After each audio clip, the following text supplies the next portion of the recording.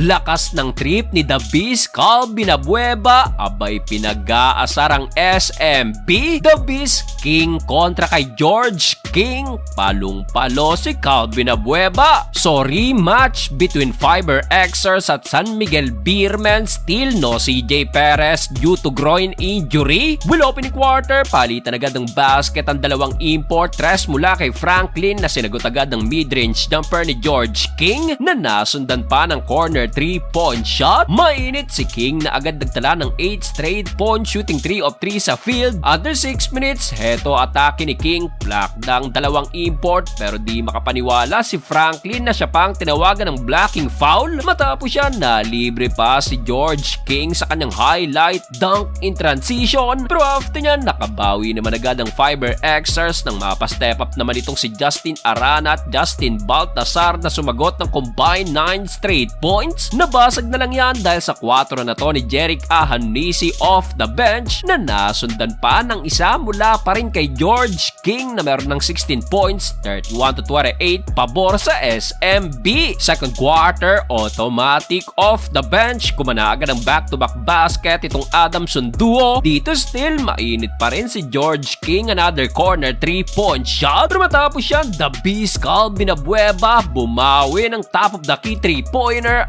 Abay nagtaas din si The Beast ng sariling corona. Nagsimula ng mang-asar si Abueva. Matapos yan, knockout naman ang inabot ni Stockton. Duguan ang bibig na agad ding inupo sa bench. Pero no problem, Calvin Abueva ng asar na naman sa kanyang end 1. Gandang aliw pa na to in transition, Mikey to 1 GDL. Under 4 minutes dahil sa one-legged 3-point shot na to ni Jamal Franklin na bawi na ng converge ang lamang 57-56. Yun nga lang, to the rescue si Don Trollano sa kanyang end 1 na iwanang bukas pa si Don sa kanyang corner 3-point shot. Ganda ng laban natapos ang first half, tangan pa rin ng Beermen ng lamang 64-65. Start of the third quarter, pinabayaan ni Calvin Abueva beyond the arc. Tinawanan tuloy siya ng veteran na si Chris Ross, abay nagtaas din ng corona na nasundan pa ng another transition dunk mula kay King. Mainit na 13-2 start ang nagawa ng SMB at dito na mag-aagad sa double digit ang lamang. Daming hari sa laro na to. Nabasag na lang yan na muling humasel si The Beast put back kontra kay Junmar Fajardo. Yun nga lang, George King na naman and 1 with already 32